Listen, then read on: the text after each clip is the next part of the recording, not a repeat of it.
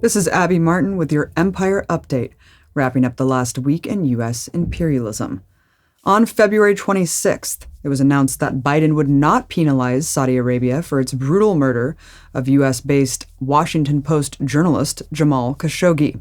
This is despite a U.S. intelligence report published the same day that confirmed it was Saudi Crown Prince Mohammed bin Salman who ordered Khashoggi's kidnapping, then his brutal murder by cutting him into pieces with a handsaw while he was still alive. Biden's decision came as a shock, mainly to his own supporters, given his strong calls for justice during the campaign. In fact, holding Saudi Arabia accountable was one of Biden's main attack lines against Trump, one of the few points of differences between the two on foreign policy.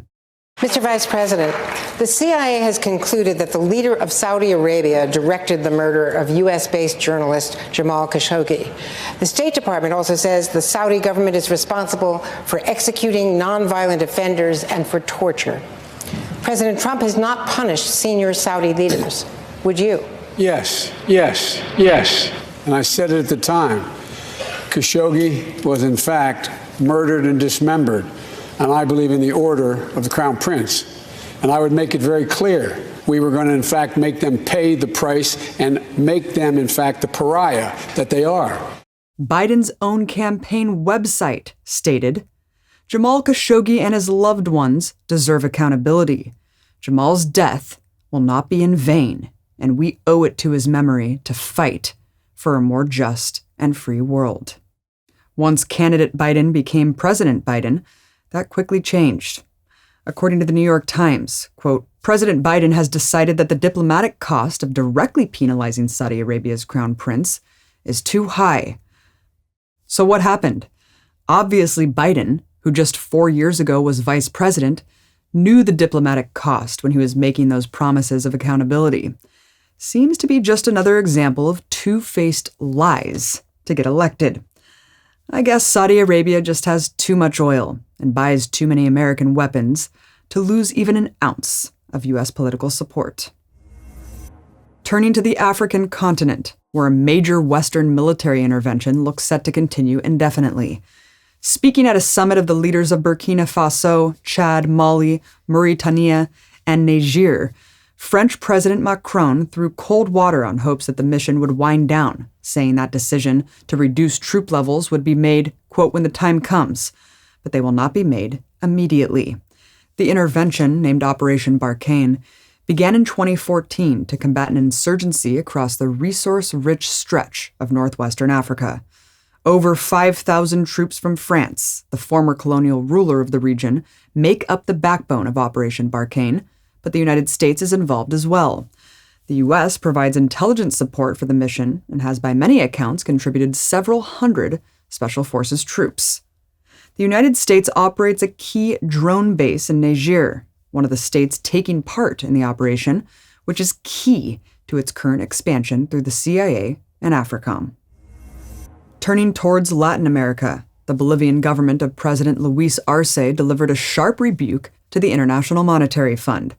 Bolivia's central bank announced that it was returning the money from a loan negotiated by the coup government of Janine Áñez, totaling slightly under $350 million. The IMF is notorious for attaching political conditions to its assistance packages, and the central bank said that the loan threatened Bolivia's sovereignty.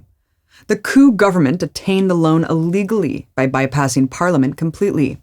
Arce's move to cut ties with the IMF is part of a series of measures being taken to undo the policies of the regime installed by the military following the overthrow of democratically elected President Evo Morales of the Movement for Socialism Party. After a year of fierce struggle against the coup, MAS returned to power with Arce's landslide election last October, and it's already confronting this pillar of imperialist control. In a show of defiance to the U.S.-imposed economic blockade of their country, the Venezuelan government began its COVID-19 vaccination program last week. Venezuela has been living under a suffocating sanctions regime that was imposed first by Obama in 2015 and then greatly intensified by the Trump White House. The blockade aims to cut off the country's economy from the outside world and has caused tremendous difficulty when it comes to acquiring medical supplies. but the government has managed to secure several deals for coronavirus vaccines and has now began administering them to frontline medical workers. The doses are from Russia, maker of the Sputnik V variant of the vaccine. 100,000 doses arrived in Venezuela in February, and total shipments from Russia will eventually total 10 million.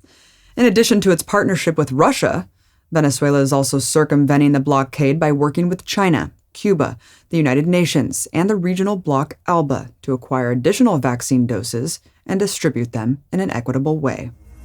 Finally, potentially big news in the Empire's forever war, the NATO military alliance held a summit February 18th to 19th. First time such a gathering took place since the Biden administration took office.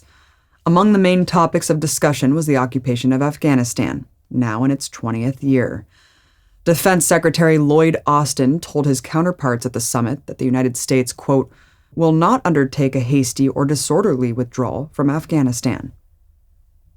At the same time, on February 28th, Biden's Afghanistan negotiator began a trip which will see the first meeting between the U.S. and Taliban under the new administration. Here's the big kicker. The U.S.-Taliban deal signed in Doha in 2020 requires the full withdrawal of all U.S. troops by May 1st of this year. But the Taliban hasn't just been sitting around waiting. They have placed themselves in major cities and other strategic locations in preparation of launching a major series of attacks against U.S. forces. According to Barnett Rubin, longtime advisor to the U.S. on Afghanistan, stated, quote, the Taliban are in position for a major offensive. That offensive will include mass casualty attacks on Americans if we miss the withdrawal deadline. This has many parallels to the Vietnam War. The Taliban, like the Vietnamese resistance, has pretty decisively handed the U.S. military a defeat on the battlefield. But it was Vietnam's Tet Offensive that finally drove out the occupation. The Taliban seems poised for their own, and while U.S., NATO, and mercenary fighting forces float around 20,000, the U.S. couldn't even make a dent in Taliban fighting power back when it had over 100,000 soldiers fighting. So the question is, will Biden do his own troop surge to prepare for this mass casualty event? Will he just let it happen? Will he find some way to renegotiate the withdrawal timetable to do what the last three presidents have done, and find ways to drag this out indefinitely? Or will Biden see what's in the cards, that their war for resources was lost 10 years ago? Will he finally do the right thing and remove U.S. troops?